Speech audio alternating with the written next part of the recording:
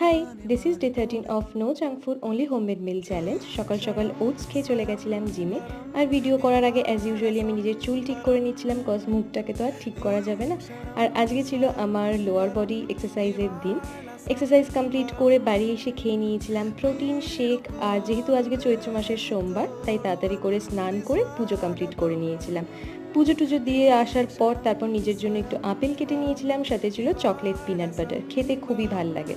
আর পড়তে পড়তে সকালের দিকে একটুখানি নেল পেন্ট চেঞ্জ করতে ইচ্ছা করছিল, সেটাই করলাম। আর লাঞ্চে ছিল আজকে ভাত, ডাল সেদ্ধ, আলু সেদ্ধ আর পনির। যেহেতু গরম পড়ে গেছে তাই সন্ধ্যাবেলায় আর চা খাইনি, একেবারে সোজা পড়তে বসে গেছিলাম। আর আজকে ডিনারটাও আমি একটু তাড়াতাড়ি করেছি। আর এই যে দেখছো পেঁয়াজটাকে কুচি কুচি করে কাটছি, কিছু কিছু মানুষকে আমার ঠিক এইভাবেই কাটতে ইচ্ছা করে, বাট সেটা তো সম্ভব না, তাই পেঁয়াজের উপর দিয়ে রাগটা বার করলাম। আর আজকে আমি বানিয়ে নিয়েছিলাম পনির স্যান্ডউইচ, যেটা খেতে তো খুবই tasty and healthy as well. আজকের জন্য এইটুকুই, টাটা।